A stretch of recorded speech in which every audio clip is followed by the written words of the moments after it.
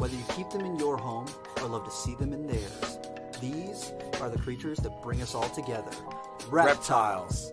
We're going to be delving into the experiences of reptile lovers from around the block and around the world. This is the Reptile Talk Podcast.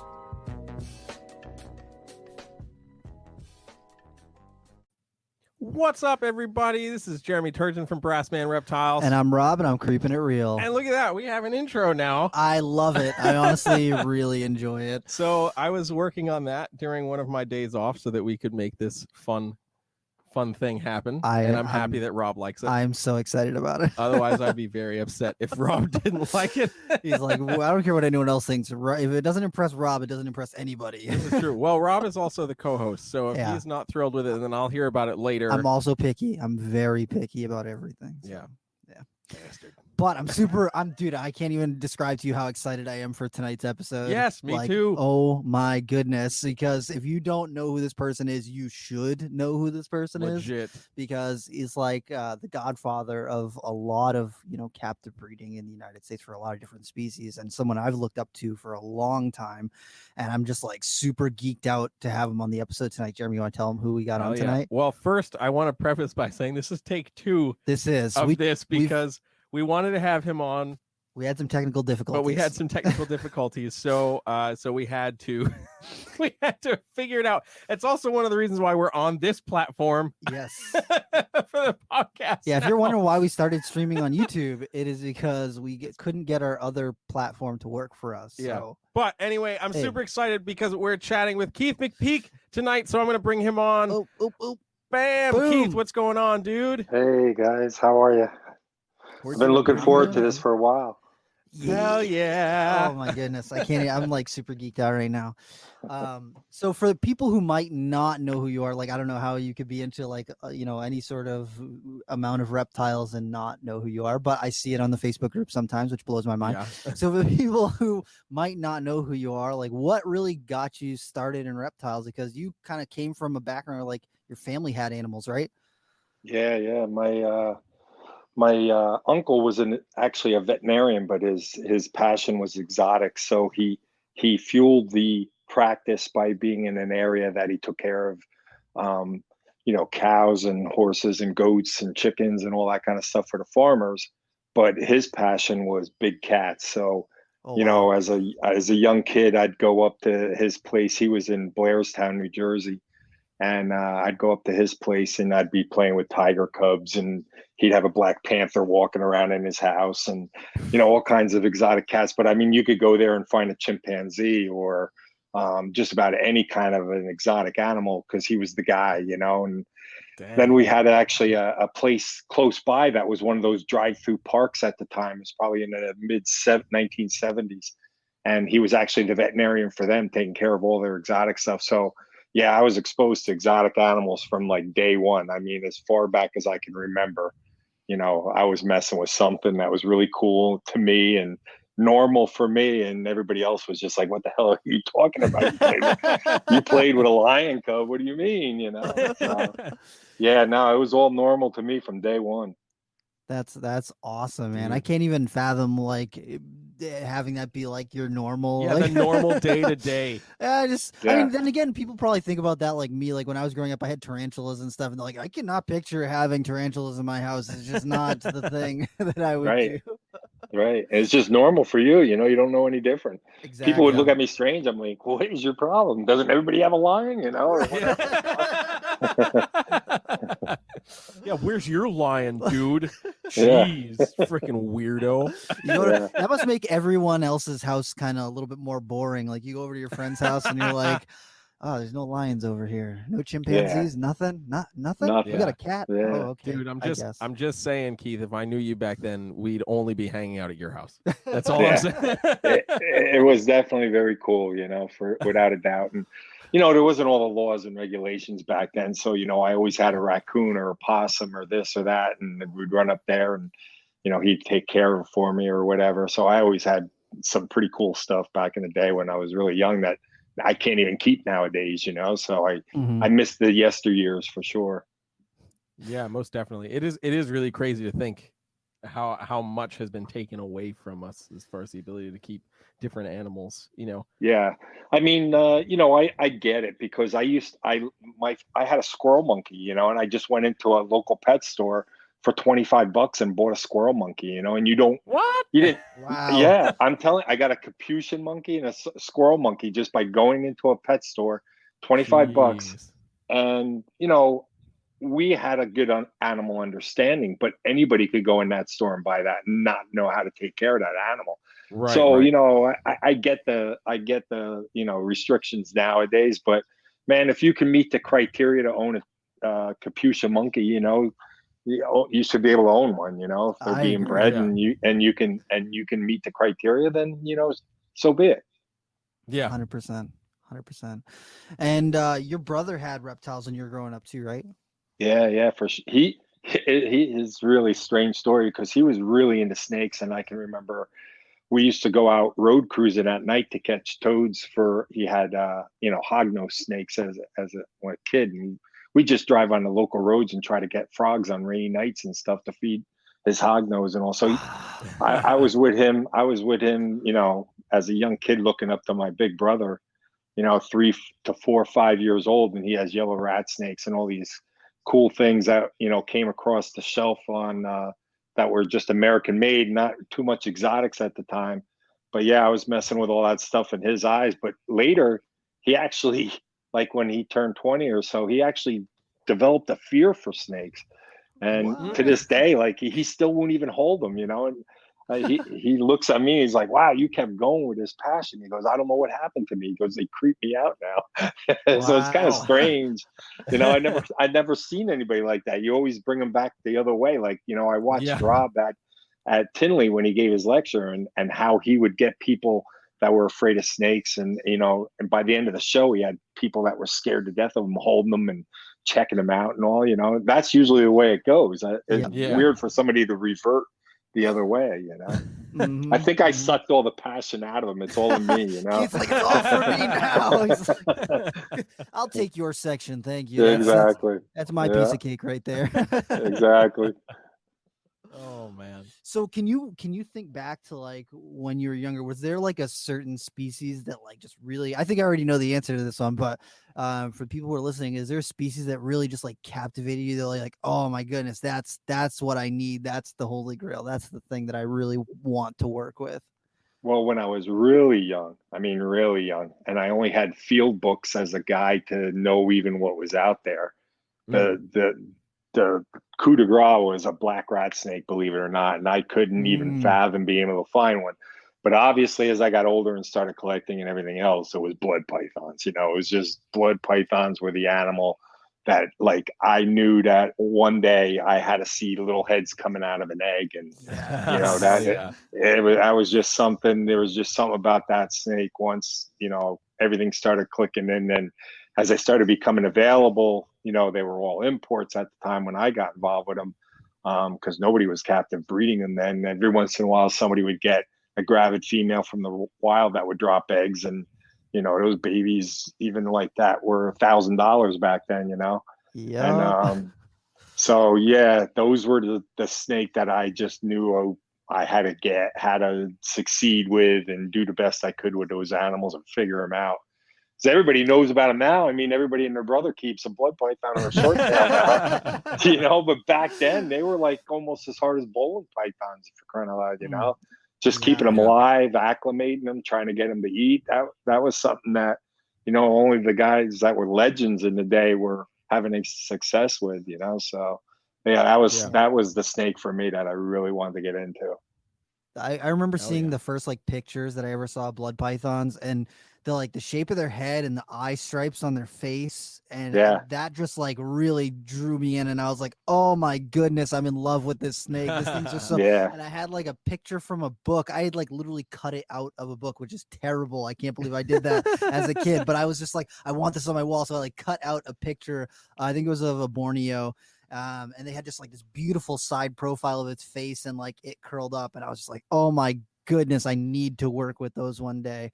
Yeah, there was something about that flat head, right? When you you said from the side, there's that flat top head like that. Yeah. Yeah, it's just like almost like coffin shaped. I was just like, oh Yeah. man, I need to work with those. And Yeah. going from that, Keith, and you just did so much with the Bloods and the short tails. You want to touch on like maybe a little bit of the stuff that you had done with that? Yeah. I mean, once I got hooked on, like, up until that point, I was working with like some dwarf monitors, and I was working with Sanzini, and I was working with all kinds of stuff. And the collection was, everybody just really had a couple pairs of this and that. Nobody really specialized in a certain species per se, really, Yeah. And the Barkers had literally and they were in Maryland at the time, but they had every species of python, I think, except for Oampelli, in their collection. And that's what everybody strived for, to have like pairs of these and that and everything else. And once I got my first pair of wild Bloods, I mean, they were like 25-pound big red Bloods. And, I dump them on the floor out of the bag, to try to figure out how I'm going to, like, handle these things. And this thing's just sitting there like rock solid, motionless. And I'm like, oh, wow, that's not so bad. I mean, they're not coiling Oh up. my goodness. And then all of a sudden that spring just unloads and Vroom. 25 yeah. pounds of snake come flying right off the floor. I'm like, I love these things. Yes. Oh my God, Just So- levitates right off the ground. You're like, oh my Yeah. goodness, it's so fast. Yeah. Yeah, indeed. So it was very cool to, work with those. And then after that, Crutchfield had a list, and he said the newly rediscovered Borneo blood python. I'm like, what the heck are these things? What is that all about? So of course I had to get a pair. I got clearance from my wife to go ahead and order a pair of those. So I got them. And that pair is actually the pair that started the whole marble bloodline. The very first pair that I got from Tom. I bred those together, and I noticed some animals that just had like a very faint speckling, very low, down by the belly, and I was like, man, I'm going to raise these up and bring them together and see what I could get. And the next ones, that generation that I produced, they were the ones that actually made it into the Bavarian magazine with the picture, and I called them Marble Bloods, and everybody's like, what the hell? And, of course, we all got smarter and figured out, short tails and the Bloods, and everybody started making the separations around that time. But yeah, that's how the whole Marble line started, just with these two wild caught animals that I got from Tom. They're newly rediscovered blood python. That's crazy. So crazy, because like for the people who haven't really worked with like wild caught anything, or like if you haven't really tried to breed wild caught animals, it is so tough to get wild caught stuff to reproduce. Just the fact that you were able to do that is just like this huge. That's a massive accomplishment. Yeah. Yeah. And the red Bloods, like when I was getting them from this couple up in Rochester, New York, called the Hudaks.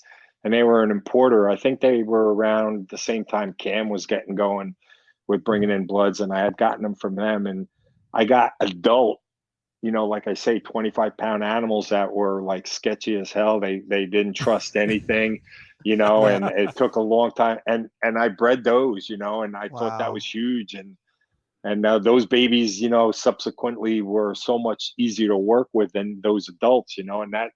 Man, I'm like, man, I can just keep going with this. And that lit the fire, once I saw those babies coming out, that just lit the fire for me to just, see how far I could take everything, Oh yeah, most definitely. There's nothing like you getting in that project that you're like, oh my God, I have to work with this, and seeing it come to fruition like that, and just being like, oh, that sense of accomplishment is like absolutely massive.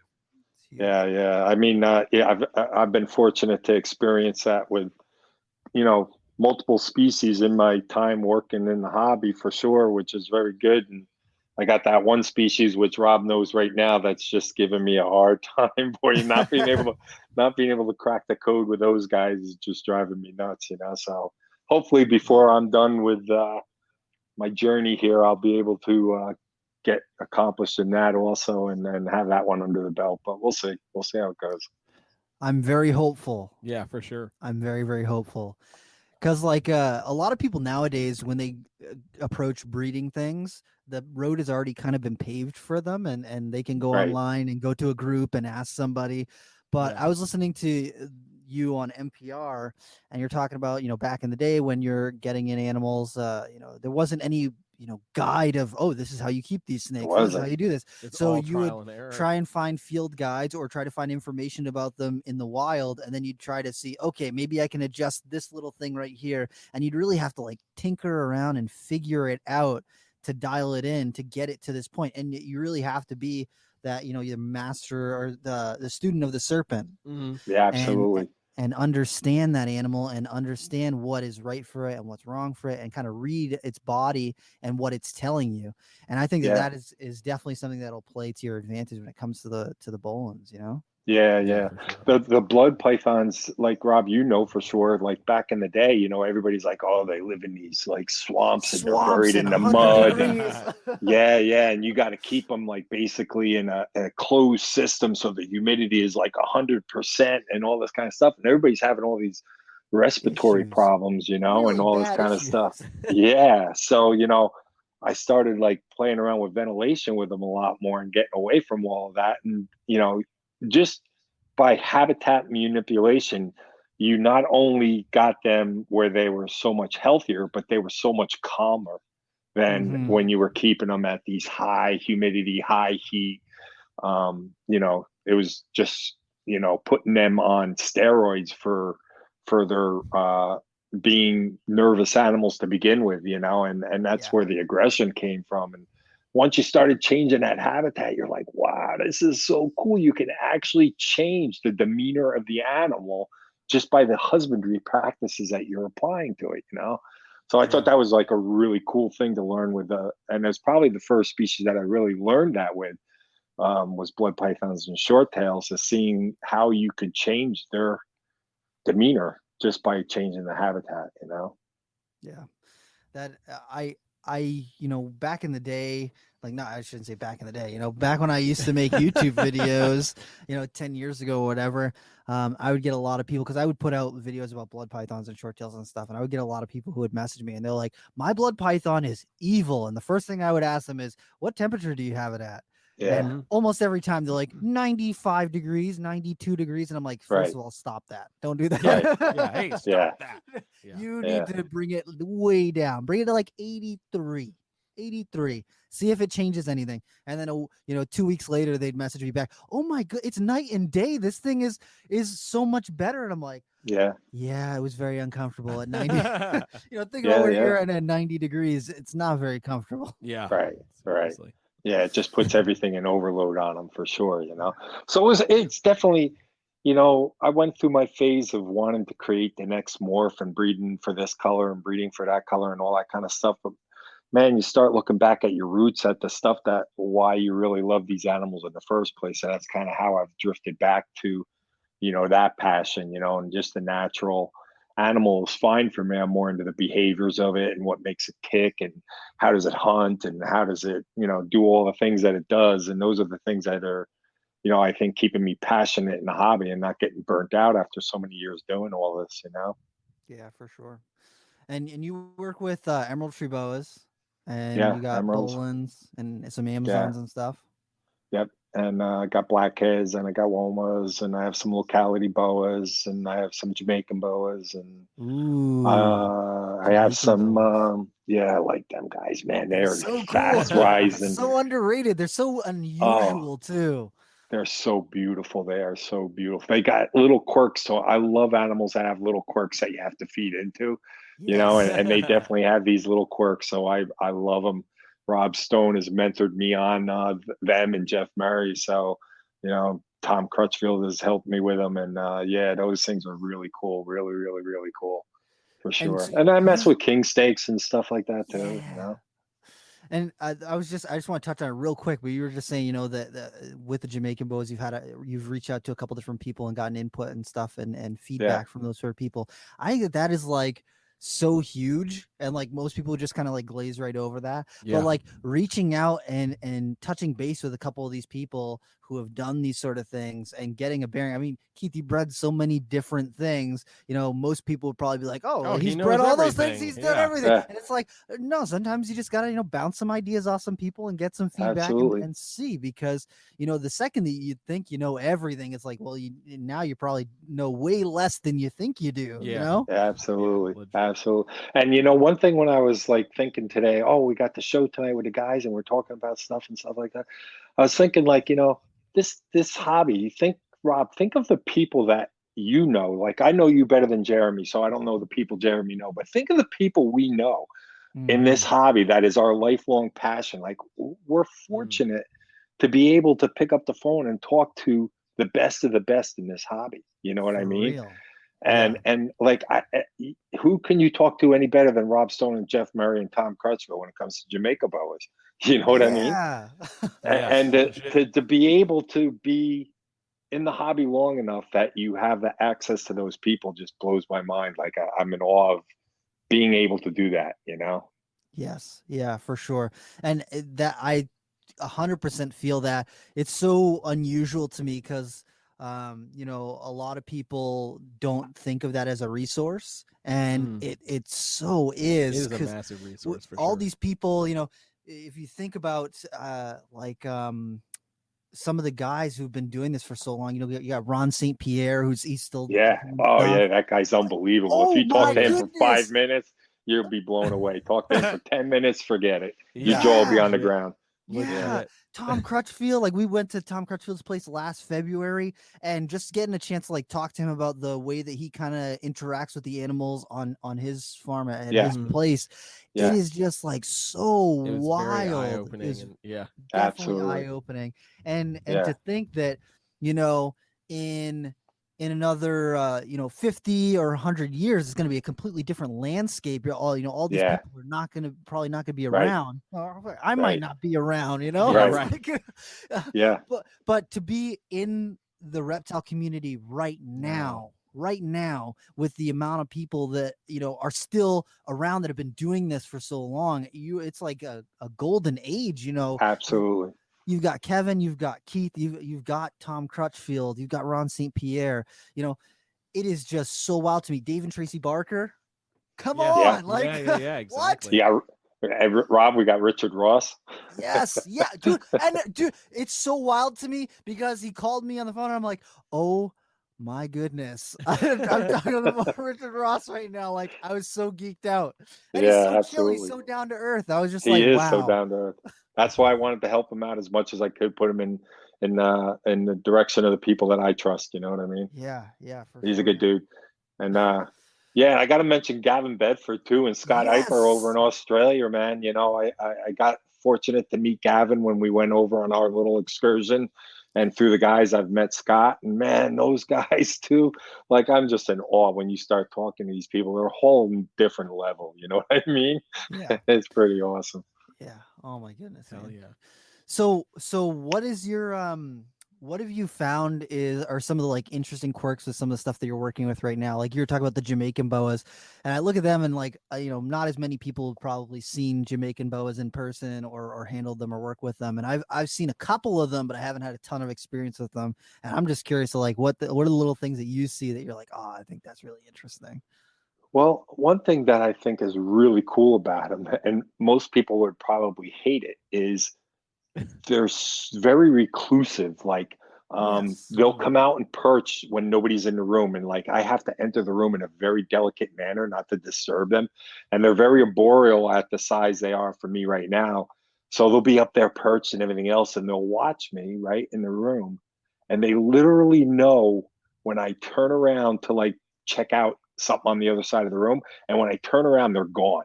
Oh, Like they do not move that whole time. I can walk right up to their cage. I can be looking at them, and they're rock steady, solid. But they have the capability to know that when I turn around is the time to move. I find that fascinating that they do that. Yeah. You know? Yeah, because you think about can't see you if you don't move. But yet they know when I'm not looking at them and turn around. You know, it blows my mind. Yeah. And for feeding, which talking to Paul, I always mess up his last name, Paul Mitzfeld. He's a big Madagascar guy, but he's also big with insular boas and stuff. And he's got some Jamaicans too. And a couple people I talked to, they all prefer just pre-killed or defrosted, left in the cage just before dark. Yep. That's just the way they like to eat. They're so strong. They're very capable hunters, but they definitely do not like live food. They seem to prefer just leave it in the cage, leave me alone. I'll eat it when I'm ready, you know? And they always do. They eat every night. Every time I put it in there, they'll feed, you know? But they just want it left in there. I've tried live just to see what would happen. They don't want any part of it. Shy right away from it. Yeah, shy right away. And I have so many hides, you know, and layers and tubes and all kinds of stuff in there to give them security, you know? And yeah, still they won't hunt from an ambush point or anything like that. They just want that prey laid in there, dead, and they'll come out and eat it. Which makes you wonder, like, is there something going on in the wild that, you know, maybe they're what's the reason for I was that? just gonna say that. Yeah. What are they scavenging on? Yeah. Yeah, exactly. So yeah, I wonder about that, you know. So I just find them fascinating. And when you start really being able to check one out and look at each individual scale and how it merges into the different colors and all, it's just mind blowing. It's mind blowing. And how they fade from that, you know, they can be either a nice yellow or a nice orange up by the head. Red. Yeah, and then they fade to that dark tail. And I just love that when an animal's got like 3 different animals sewn like together. You know? eye. Yeah, exactly. Oh yeah, I got those too, man. I love them too. Oh, well, those things are so interesting to me, and like I feel like they don't get enough credit. The Corallus I love them. Oh, yeah, Since I've been working with them, I've had 2 litters with my pair now, and that's awesome. I love them to death. I love them to death. They got these huge black marble eyes like a great white shark, you know. And they're another one that they have a very unique personality. You know, they're not super aggressive animals. Then they got the size and the dentures to defend themselves, but they seem to be more like, you know, chill and laid back than definitely Hortelinas. You know, they definitely don't want to, you know, be coming at you. Yeah. Like and the annulated boas I work with too, they're all like puppy dog tame. Like you reach right in and take them right out, no problem. Yeah, we have some annulatus at Nerd, and they're super chill. They don't care at all. Yeah, they're really cool too. Definitely a nice change contrast from the horse. Yeah, for sure. I've seen captive bred Amazon tree boas that, you know, if you handle them, you know, gently, they're really great. Yeah, that is true, because actually I have an Amazon from Keith, and it is my most chill Amazon. I think that once we get in a couple generations into captive breeding with them, I think it's going to be like a lot of the other stuff where they're much more tolerant to being handled. Yeah. And you know what I just kind of realized in the last couple of days, I have, you know, some Gulf Coast Reptile, the line of the hypos, you know, that would produce the leucistic. Yeah. And I've noticed though that the babies from that individual pair are super mellow animals. You know how remember when tiger retics came out and everybody's like, oh, there's such a mellow retic, and everybody was like, you know, Tracy's like, I think it's just because people think they're cool and they hold them more than the regular retic, so they calm them down. You know? But I don't know, something about these hypos. They definitely just seem they'll still come at you and everything, but they're very reluctant to strike. So I don't know what's going on with that. Yeah. So yeah, that's all cool. And I've gotten into bull snakes. I like these big red bull snakes. So I've got some of those. Kankakee. Yeah. Kingsville. Yeah, Kingsville Reds. Okay. Yeah. Cool. Yep. The Kingsville Reds. And I got one of the tiger ones from a guy out in Colorado that Rob knew, which is like so fire engine red already. It's just such a cool looking animal. So yeah, I really like them. Rhino rats. I got rhino rats. I like rhino rats a lot. Those are very cool. Yeah, just a little like eclectic thing. And man, I just keep now. And like I'll say, you know, this year I'm always going to try bowling. I'm always going to be trying to breed them, you know. But the main ones that I concentrate really trying to breed every year is because I have so many of them is the emeralds. Other than that, I look at other pairs and I'm like, yeah, maybe I'll try you this year. Maybe I won't. Maybe I You won't. know, Yeah. and I like that. I like not having that pressure on me or putting the pressure on them to always be producing and just Yeah. enjoying them for what they are, you know? Yeah. Yeah, I think that is the ultimate That's the goal. That's the like, goal. really is the ultimate goal as a keeper is like you want to have what you want to enjoy working with and everything, but you want to still have that element of just enjoyment for keeping Exactly. the animals and not being pressured, just like you said, to oh my God, you got to breed. Oh, I'm freaking out because this girl's not going this year. Or I just whatever. need to produce one clutch of scrubs and I'll be happy. Yeah. And you'll never hear from Rob ever again. I mean, you'll probably hear from me again, but it'll be a lot less pressure on what I need to actually do because I just look at them and I'm like, oh my God, I love these things so much. That's how I feel with the bowling eye, you know, and it's the same thing. I just want to do it once. Like, I don't want to be a mass producer of a bowling eye or anything. I just would like to do it once to do it, experience the whole thing and just enjoy them for what they are at that point, you know, but I'd love to get them in other breeders' hands that I know would love to be working with them right now and don't have access to them, but I trust them to be able to maybe reproduce them and get more in captivity. And also, you know, that's a big thing too. Like, you know, Jeff and Tom and talking to Rob about the Jamaican boas, you know, and you know, keeping them established in captivity, you know, and just passing them around to other people that want to work with that species and not looking at it in a monetary sense at all, you know, or green Tanzania. I have a pretty good group here that people have actually entrusted me with to work with because I've bred them in the past and all. And we're looking to get some new bloodlines. And man, I enjoy projects like that now way more than, you know, producing the first color of this or the first color of that. For me, that's just where my head's at. There's nothing wrong with that. It's just that this is where I'm at. You know what I mean? Yeah, for sure. Yeah. I'm about it. I'm about, because that really is like the goal. Yeah. You know, and I too deal with the eclectic collection. How many species, Jeremy? 16 or 17. So I feel that from Amazon tree boas to Bloods and shorttails to different colubrids, and I've fallen madly in love with Pituophis and Mex Kings. And man, when you get a little pit to like start to use its brain, and it starts to just recognize everything that's happening, and it's not in like that immediate like, holy crap, somebody's trying to touch me, and it you know, and then they're actually like, oh, okay, all right, you're cool, and you just see that kind of click. Man, I could just sit back and hold a bull or a pine or a gopher for freaking ever, for an entire day. You know what I really like about them and the rhino rats and even Mellendorf is I like the way they kind of like, you know, the classic Jurassic Park Velociraptor when they're cruising their cage and they see movement and they don't like turn their body, like boids don't like just turn their head and cock it in that way to get one eye looking at you, you know? And I think that's so cool with colubrids, how they do that, you know? And the bull snakes, as they get bigger and you can really see that head doing that. Oh man, I love that. Oh yeah. I think that is so cool. Man, I remember the ultimate moment for me with bull snakes was when I got my very first big white-sided bull from a buddy of mine. He was like, he's like, I'm getting out of snakes. You know, is this something you'd be interested in? And I was like, yeah, man, sounds like a cool snake. And I didn't know what the hell I was getting into, but that first moment opening up that enclosure and just that coming out of this drawer, and it sounded like a lion's roar because it's in a big tub and it's just echoing through the slot in the rack, and you're like, what the hell did I just put in this thing? And I was like, oh my God, this is the coolest snake ever. And then you know, you start to figure out that intelligence once they mellow out, they kind of recognize you're no threat to them. There's something else.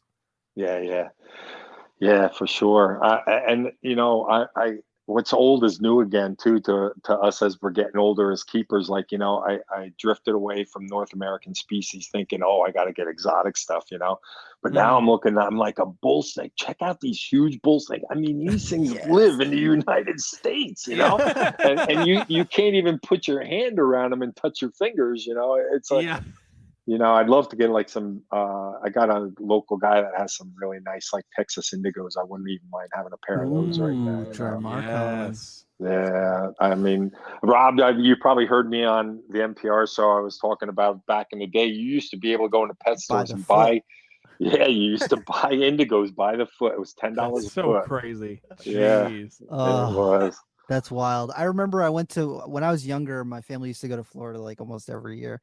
And one of the times that we had gone down there, I think it was at Busch Gardens or something, they had somebody who was involved with the Indigo Conservation Project. They had brought a big, like 7-foot Eastern indigo to like just teach people about them.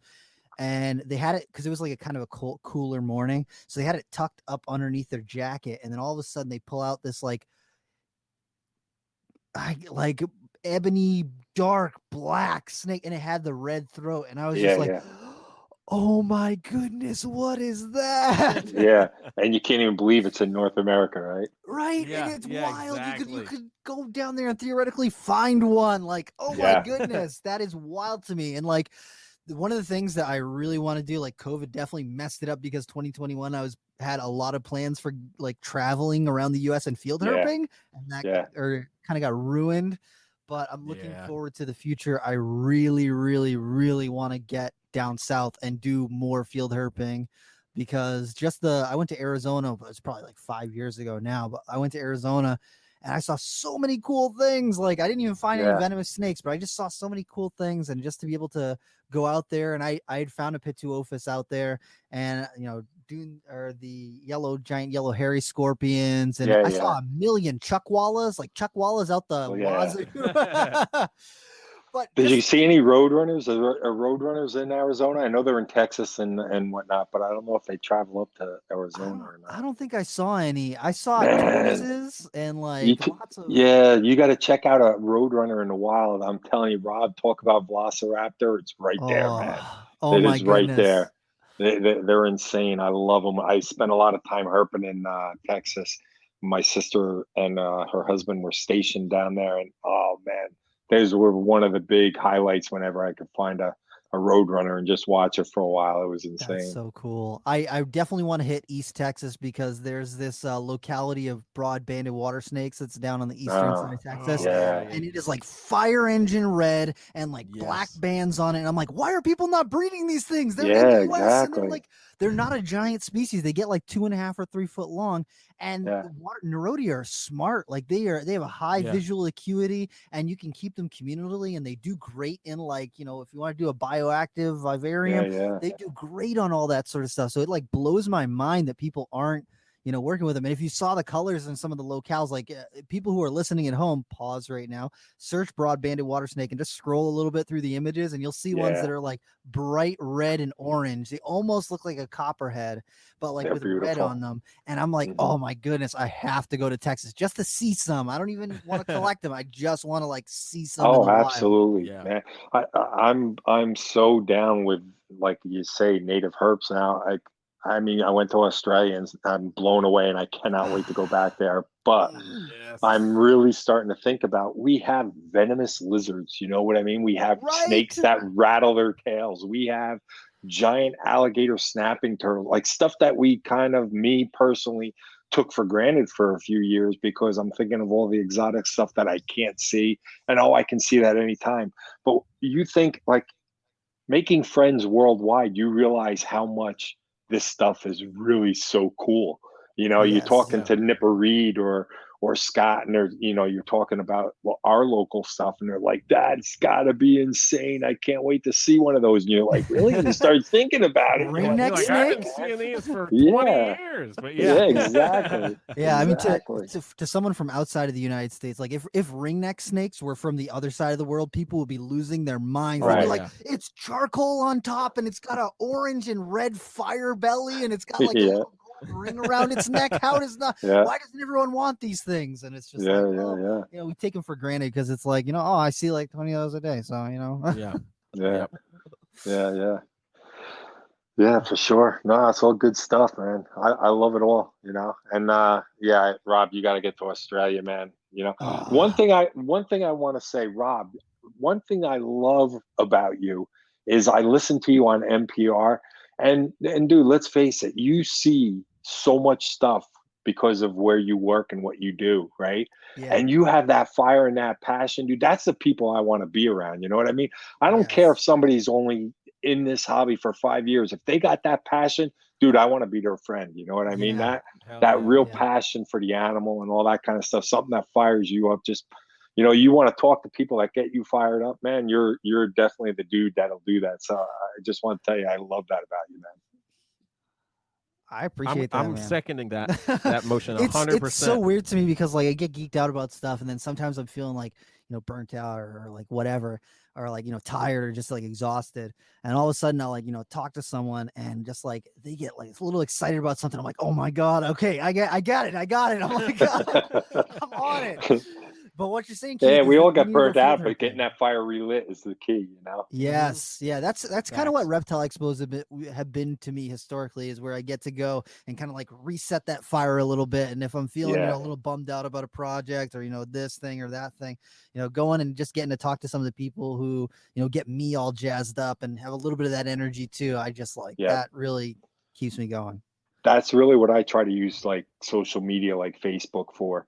You know what I mean? Like, because I can talk to Nipper Reed. I can talk to Graham. I can talk to Gavin. I can talk to people from around the world and light that fuse again. You know what I mean? So that's really, I try to use it in a positive way because it can be very negative. And, that's what I use it for. I don't know how you guys do it, man. It's tiring. It's definitely rough. That's for sure. Yeah. I on my personal page, I try and keep it pretty light, but still, oh my goodness, it is. Yeah. There's people got some opinions. I'll tell you that. Oh yeah. I try to stay pretty quiet, pretty neutral. Right. But Keith, we have to go field herping. Is what needs to happen because. Oh, absolutely, man. I got some spots down here because I know you got that eye and like you smell the snakes out, man. I got some spots. I got some spots with like some Eastern hognose down here that, I get random friends will send me a picture. What is this? I'm like, are you kidding me? Are you kidding me right now? they literally found it like, 3 miles from my house. And I'm like, I am still looking for one in New Jersey. Please tell me where you found it. So I know if I put you in these areas, Rob, you'll probably root them out. So. We'll do something. And then I know some spots where we can see some cool New England stuff. Yeah. Copperheads and all sorts of stuff. Man, I mean, I generally just go out with Teresa and we go hiking and we see, all the kind of stuff we see. But Rob and Eric and Owen taking me to Australia, and going with these guys that are all the passion in the world for these animals. It takes you to like another level. Like somebody, we're driving down the road, and all of a sudden in the center of the road, we're always looking for snakes in Australia. And all of a sudden, like in the middle of the road, just laying there, and I'm like, frilly, like it was a frilled dragon. For 4 American guys to see a frilled dragon for the first time in a while, all at the same time like that, it was just, hell yeah. Forget it, man. It just blows you away, And then like Gavin, this spring, he sends me a picture. He went in his backyard and he's walking around and he found a female laying eggs. And he goes, "Oh, I thought you might like this." I'm like, "Are you kidding me? A frilled dragon in the wild laying eggs? Of course I want to see that." Yeah, it's so weird. One of my friends from Maine, she got married to someone who lives in Australia, and she moved there. And I was just like, I was friends with her, so I was following her on social media, and all of a sudden she posted a video of her garden. She's like, "Oh, there's this like weird little lizard rooting around in my garden." And I was like, "Are you serious right now?" She had a family of shinglebacks in her garden, and she's just like, I see them at like every other morning. They'll come through and they'll like eat a little bit of the bugs. They'll like root around in the garden, and then they go off and hide for the rest of the day. And I'm like, wow, oh my god, that's so cool. Dude, if that was my yard, couldn't wait to get home from work. I'd set up a chair, and just sit there and watch. Dude, just watch them. Yeah, that would be insane. It's not just one. She'll see like a couple big ones and then like 1 or 2 ones that are like half the size of the adults. And shinglebacks are like my favorite skink species. Really? So like, yeah. I'm not much of a skink guy, but like the first time I ever saw a picture of a shingleback, I was like, that thing shouldn't be real, but I really like it. I feel like if I went to Australia, I'd be so torn on what I would like be most excited about, because like I would definitely want to see a scrub, but I like absolutely love death adders, and I would be like so ginned up if I could see some wild death adders. Like I would be so excited. I'll tell you, the areas that we were walking in, they are, in that area, and it was kind of nerve wracking because Very our cryptic. main focus was to find out Owen Pelly, but you're walking through this leaf litter, and you're like, Ooh. man, they definitely could be like right here as you're rooting around this stuff, Damn. and blending in. And we went to this Crocosaurus Cove, and they had one in there, and in one of the display cages, and we're checking it out. We're like, man, that leaf litter that we're walking around in, like you literally could be an inch away from one and probably not even see it, Yeah. Yeah. Ooh. But that would have been a really cool find for sure. Oh, Yeah, it's definitely surreal. It's definitely surreal. I mean, we found an echidna. I found an echidna. Ah, Yes. really? It's the craziest thing. Yes. And, to see one of those in person like that in the wild, it was crossing the road, and we stopped the car, and it just stopped and kind of balled up, but I had a lot of confidence that we weren't going to mess with it. And we just wanted to look at it and take a couple pictures. And I'm looking at it, I'm like, are you kidding me? We're looking at an echidna. It's just, oh man. In the wild, like, that element geeks of me being out. in the wild is totally different. Yeah, that geeks me out. And one thing, like me and Rob and Eric and Owen always talk about, is like when you're in the habitat of that animal, like the things that you pick up on to advance your husbandry at home are like mind blowing. Like you literally pick up like 4 years of mistakes in captivity you can pick up in a week being in the environment with those animals. You know what I mean? Which is huge for me. Just trying to figure out where these Owen Pelly were and how they're surviving and how they're living and everything else like that. If I ever had a chance to work with them, like I feel like I have so much more knowledge than just picking one up and reading a book. You know what I mean? Yeah, for sure. For sure. That's kind of why I need to go to Borneo and Sumatra before it's all gone. Matt wants to go, man. So you and Matt would be a perfect team to go there. That's for sure. And it's a little bit less expensive than Australia, so I need to do that one. I need to do that one first, and then I can do Australia. You'd be surprised, Rob. I went to Australia. Check this out. I went from New Jersey to Denver, Colorado, to meet with Rob Stone, and we hung out for a day, and he took me behind the scenes at the zoo out there, which was insane. Komodo dragons, anyone? Yes.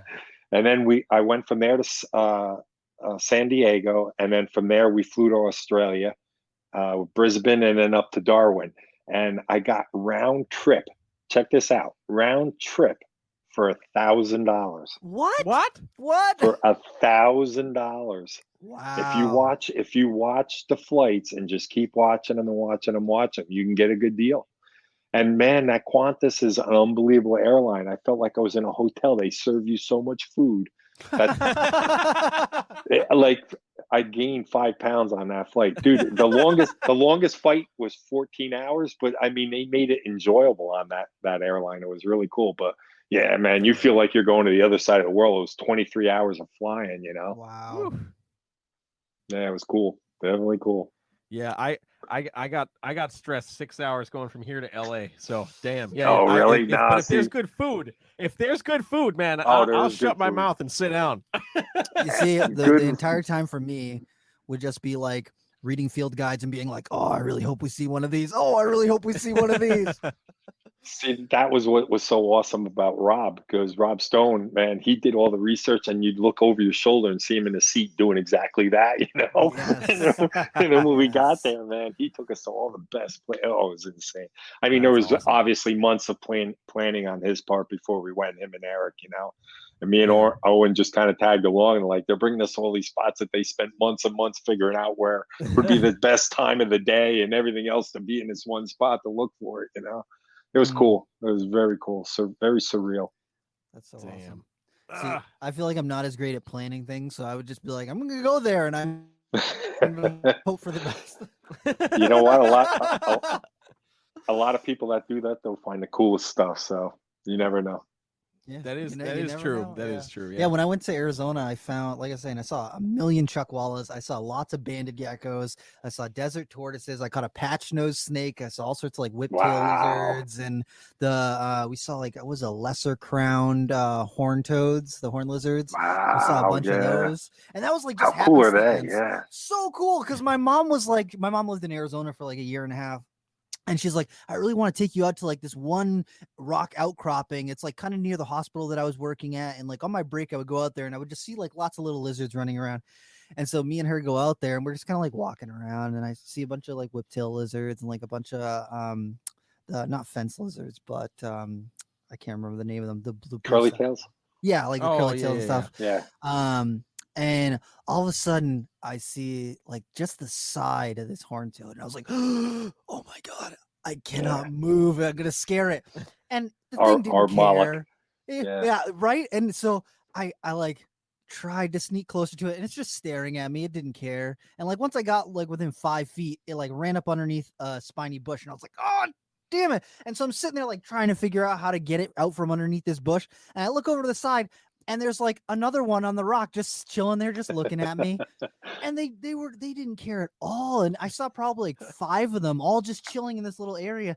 And they were like, they didn't really care. Like I literally went up and like touched one, and it was like, don't touch me. And it like ran 3 foot, but then it like just stopped and turned around and looked at me and just like casually looking at me and just being like, oh, I wonder what you're doing out here. And I'm just like losing my mind. Look at this freaking thing. It's so cool. How big are they, Rob? How big is that species? The one that I found was like probably 5 inches or so. Not huge, but it fit right in your hand. And it did not squirt blood at all. And I learned, I just learned like within the last year or two, not all species of horned lizards squirt blood. There's only like a couple species that do that. Oh, really? Yes. Yeah. Right. Yeah. So weird. Yeah. So cool. But I was so geeked out about that. I was just like, oh my God, these things are amazing. And then when I went to Sedona, I was just like, oh my God, there's so many cool species I can find here. And I didn't find anything. I was so bummed.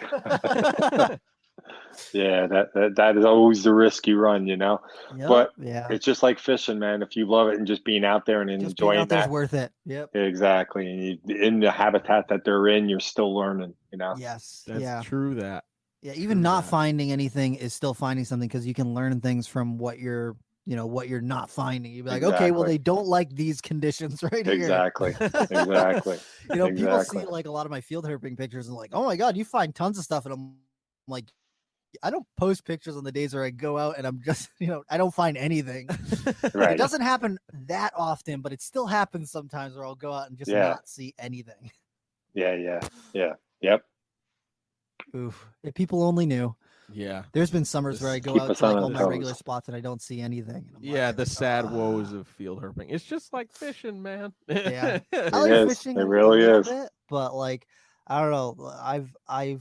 As I've gotten older, I'm just like, I like to just like look at things. So if I can see the fish in the water, that's cool enough for me. Yeah, that's fair. Yeah. Just having that moment in nature. Yeah. Is there any particular place that you're like, besides Australia, that you're like, oh man, I really want to go field herping there? Yeah, the cool thing about Australia is I feel safe there, but I would love to go to Papua New Guinea. Obviously with I would love to go to Papua with Ari. Obviously, he's begged me a couple times to go with him, and man, I would love to do that. And it's just the political climate there is keeping me from it. And some people are telling me, screw that, just do it. You only live once. And then Teresa, I'm gonna be one of those people, Keith. Yeah, you should just do it. I'm just gonna say, that would like definitely. Just the amount of information that you would gather from being there, and then like I would look forward to seeing your posts about it, because I really enjoy reading your posts on Facebook about stuff like that. I could you could just get me in their habitat and let me sit there. I would be fine. You know what I mean? And just kind of soak it all in. I would be fine with that. And to actually see one in the wild, forget it. I'd probably scream and you could hear me in the States, but I would love to, because Ari's videos, when he sends me a video, like I pick up so much little stuff on those videos. Even I can't even imagine if I was there to actually feel it and experience it and smell it and taste it and just live it. Yeah, exactly. That's what you need. We were talking about these multi-species collections, which is where I'm at now, but you have to admit, if you're just a single species collection, how much more you figure out so much faster. You know what I mean?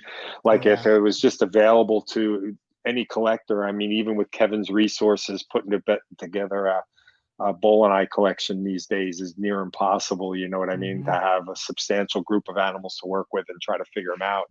It's just so hard. That's why I hope, everybody keeps sharing the information. So it's kind of like a joint effort between us all. But yeah, getting into their habitat and actually seeing it and figuring it all out, and you go with somebody like Ari who's got that same passion. I just can't even imagine the stuff we could learn, you know. Mm-hmm. Yeah, most definitely. I wanna backtrack just a second because Rob kind of hinted, like when you make those posts on Facebook, I definitely really admire the depth at which you go in on some of the species posts that I've seen you put up there. So I want to know, like, what was the thought process behind, like, you know what, I'm going to type up this mini novel real quick about a certain species, because I mean that is a wealth of knowledge. You would be that surprised. you've It's gained. like something just has to click with me at the moment. Either I'm in my collection, or all of a sudden some new kind of theory pops into my head or whatever like that. And like, really, I bang those things out in like 5 minutes. Like it just, Sheesh. I just crank it. Like once the juices start flowing, like I just kind of go with it. Yeah. And I post it hoping that I don't get any of the flack that you guys were talking about earlier, because there's just, there's always haters out there, you know? So I try to be very diplomatic in the way I present things so that there's no like argumentative. It's just it's really, I'm just trying to get people to think outside the box, or you know, I'm just giving you my opinion on this subject. You know what I mean? So it's my opinion or whatever it is. But dude, it's like I found that I really just love to write, and write something about something that I'm passionate about is, I don't know. It's like it's just such a release for me. I envision it's probably like an artist when they have a vision to make a painting or anything like that. You know, they have it in their head and they have to get it on the paper. And you know, I've had stuff in my head at night. Sometimes I'm like, oh, I got to write about that tomorrow, and then the next day it's gone. You know, and I'm like, shit, what was that? Dude, you know? Dude, the number of times I've had like ideas for songs and stuff at night, and I'm just like, oh man, I have to walk to the studio. And I literally got to the point where I would make sure I had my phone close enough to me on the nightstand where if I got an idea, I could like sing it really quick into my phone and then go back to sleep, so I could at least get some kind of idea of where I was going at that point in time. So I totally understand that. I wish I am so into music, like, but I have no talent at all, you know, and I envy you guys to death, because Eric Burke will just pick up his guitar and start playing. And I'm like, holy shit. Like, you know, it just blows my mind that I don't even know what it is. I want to say talent, but it's not really talent. It's a passion. It's just the fire inside you guys that it just comes so effortlessly, you know, to somebody that it's just natural for. And I look at, like, you know, us, Rob, me, all these other guys that we know, that's us with reptiles, you know, that's our passion. That's our talent. That's our thing. That's our fire, you know? But musicians, man, I respect the hell out of you guys. That's awesome shit, man. I love that. Hell yeah. See, I think that you should make a memoir notebook, because I would love to buy that. I just want like a year's worth of Keith's idea. Hell yeah. I have them all, Rob. I actually do. I have them all, and I do everything in Word when I'm typing it out, and I have them filed. Yes. I always. We should I put always that up. say it, you know. I say ramblings of an old keeper or something like that, you know, and just anything I've ever written. You know, my one chapter may be on Bowl and I, the next chapter may be on poking fun at us in the hobby or whatever. You know, I do save it all, so I do have it all. Yes, so we need to set up a link, and it's gonna be, if people want to get a copy of that, they'll pay $10, and that will all go into sending Keith to New Guinea to see bowling in the wild. There you go. Because I think that would be a great idea. I'm just 100%. saying. 100%. I want to read the really long Facebook post that comes after a trip to New Guinea. Yes, yes, that'll be the first chapter of the next book. Yeah, exactly. Yeah, for sure. Yeah, I love it. I love it. All right, so we're encroaching on our hour mark. But before we let you go, Keith, we ask all of our guests one final question to kind of wrap things up. So that question is, what in the realm of reptiles, be it something in your collection at home or something you've seen while scrolling the interwebs, because that's basically what our entire lives have been reduced to these days. What in the realm of reptiles has you excited about reptiles? Ooh, I'd have to say, in the States, we have a lot of reptile parks that are about to open up that are going to be mind blowing. Yes, And I Graham. am more than excited to go visit every and one of them. We got Quetzal and Ari doing what they're doing in Texas. We have Graham doing what he's doing. We have Ty Park doing what he's doing. Yes. You know, like we have all these big reptile facilities that, you know, for me, really the only place I have that's within distance for me right now, I got to come up and see you, Rob, by the way, but is Alligator Venture in South Carolina, you know, and it's really focused on crocodilians, but they do have some other species there. But it's the only like reptile park that I know of local to me that I can get to, you know. So I'm really looking forward to these parks. So, you know, not only can I go to Texas and go herping with Ari, but I'll have this insane reptile park to go visit. So those are the things right now that have me super excited, for sure. I'm here for it. Yeah, I think it's going to open up a lot of people's eyes to that natural world of reptiles versus just the have it in your house as a cool pet thing, you know? Yeah, most definitely. And we need that. I agree. Yeah, absolutely. Anyway, education exactly. needs to be out there. It really does. Yeah, I can't wait for because I was listening to Graham Battison talk about his parks, and he said they're going to have a heavy emphasis on educating people and teaching people about them. And like that's my jam. I love that. Yeah. So I cannot wait to see what they do with that. Rob, there's no doubt in my mind, because he's mentioned it to me, that he's going to have folks like you come down and give a talk, and he's, you know, have a guy, you know, passionate keepers and people that have stuff to share. He's going to have them come and invite them and come to the different parks and give a lecture and the talk and all that. So to do that. yeah, I think that'll be great. really cool. Hell For sure. Hell yeah. And Keith, you got to come up and visit. I'm telling you, man. I am. Me and Teresa keep talking about it, and I've been thinking about hitting you up and seeing what day would be good to do it, and we're gonna do it for sure coming up. Yeah, I'm excited for that. If it's not like super soon, if it's like right around Mother's Day or after, we can go field herping. So True. That sounds good, man. I'm not saying, you know, just to put it off, but you know, the closer we get to then, I can definitely show you some really cool stuff in the wild. No, that'd be cool because we could make a longer weekend out of it, you know, and come up and get a hotel, and that'd be cool for sure. Boom. Hell awesome. So if people want to find out more about you, where should they do it? I mean, hold on, before you say that, everyone who's listening right now, if you want to hear more about Keith, you should go to the Morelia Python Radio episode that they just did with Keith. Yes. Recently, you should listen to that. It is so interesting, so much more information than what we just talked about right now. And honestly, I listened to it twice already, and I'm probably going to listen to it again just because there's so much good information in there. I honestly just loved it. It was so amazing. Oh, thank you. And so if people want to find out more about you, where should they go besides just that episode? Just contact me on Facebook, and I'm just going to tell you straight up, if I scroll your timeline and there's not like at least 8 reptile posts in your first 10 posts, I'm probably going to not accept, because I'm just looking for folks that are on there to, you know, that have the passion for the reptiles. And so yeah, Facebook, just find me on there, and that's probably the best access for me. Awesome. So thank you so much for coming on tonight, man. We appreciate it. I enjoyed so it. Much. Thanks, guys. I look forward to seeing you guys. Yeah. Okay, man. Take care. Have a nice night. You too. Bye.